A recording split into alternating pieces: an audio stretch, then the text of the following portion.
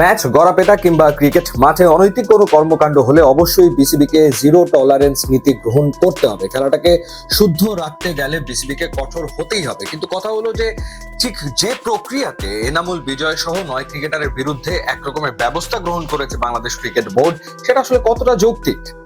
প্রথমত, গত আসরে এমন কোনো ঘটনা ঘটেছে যেই ঘটনার কারণে একটা তদন্ত কমিটি তারা 900 পৃষ্ঠার একটা প্রতিবেদন জমা দিয়েছে। সেটার প্রেক্ষিতে যে ইন্টিগ্রিটি কমিটি করেছে বিসিবি এবং যেটার প্রধান হচ্ছে অ্যালেক্স মার্শাল, তার পরামর্শ মতে এই 9 জনকে বিপিএল এর অপশন থেকে বাইরে রাখা হয়েছে। আবার তারা কিন্তু চাইলে ঢাকা প্রিমিয়ার লিগ ক্রিকেটে খেলতে পারবে, তারা চাইলে ফার্স্ট ক্লাস ক্রিকেটে খেলতে পারবে। এটা কি ধরনের নিয়ম? এনামুল বিজয় তিনি তীব্র প্রতিবাদ জানিয়েছেন এবং তার মান ক্ষুণ্ণ হয়েছে, তিনি সেটা জানিয়েছেন এবং তিনি বলেছেন তিনি যদি দোষী হয়ে থাকেন তাহলে প্রমাণ দিক এবং তাকে আজীবনের জন্য ক্রিকেটে নিষিদ্ধ করা হোক। এনামুল বিজয়ের কথা ভীষণ রকমের যৌক্তিক, কোনো সন্দেহের ব্যাপারে নাই। কিন্তু বিসিবিকে এখন পর্যন্ত কোনো প্রমাণ সামনে আনতে পেরেছে তেমনটা কিন্তু আমরা দেখিনি।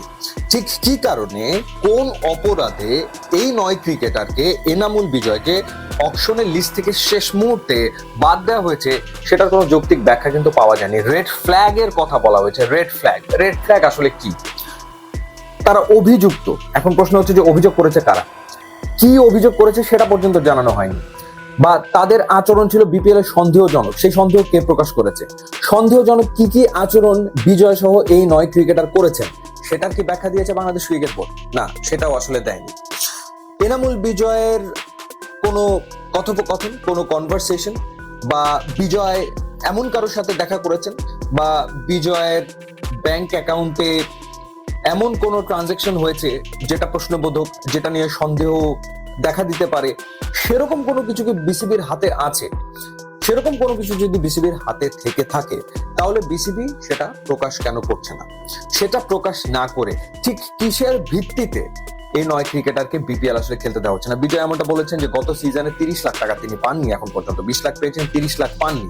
তো এখানে তো আসলে বিজয়ের সাথেই অন্যায় করা হয়েছে।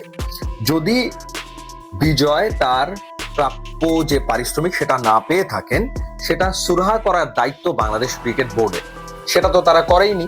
অর্থাৎ বিজয় তার বাকি টাকা এখনো পায়নি, উল্টো এবারের বিপিএল এ বিজয়কে রাখা হয়নি। একজন ক্রিকেটারের রুজি রুটি হচ্ছে ঢাকা প্রিমিয়ার লিগ ক্রিকেট বা বিপিএল, সেখানে তাকে খেলতে দেওয়া হচ্ছে না। খেলতে নাই দিতে পারে, কিন্তু সেটা কিসের ভিত্তিতে সেটা জানা তো খুবই জরুরি একটা ব্যাপার। এই যে 900 পৃষ্ঠার ভিতরে কি উল্লেখ করা হয়েছে, বিজয় কি এমন করেছেন, সেটা অবশ্যই বিসিবিকে জানানো উচিত।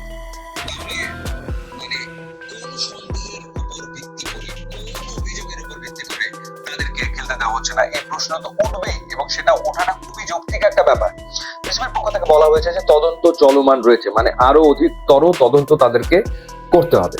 আচ্ছা, অধিকতর তদন্ত করতে হবে এবং তদন্ত শেষে দেখা গেল যে বিজয় নিরাপরাধ, বিজয়ের কোনো দোষ নাই। তো এই বিজয় যে একটা সিজন বিপিএল খেলতে পারলো না, তখন এর দায়ভার কে নেবে? তো সেটা ডেফিনেটলি একটা বিষয়। খেলাটাকে পরিচ্ছন্ন রাখতে 9 ক্রিকেটারকে দূরে রাখা হচ্ছে, তার মানে তো অলরেডি তাদেরকে শাস্তি দিয়ে ফেলা হচ্ছে, তারা আসলে অপরাধ করেছে, তাই তো? কিন্তু বিসিবি আবার সেটা বলছে না, বিসিবি কিন্তু সেটা স্বীকার করছে না। বিসিবি বলছে যে অকশনে কারা থাকবে না থাকবে এটা একান্তই আমাদের এখতিয়ার, আমরা যাদেরকে রাখবো তারাই থাকবে, এই 9 জনকে রাখা হয়নি।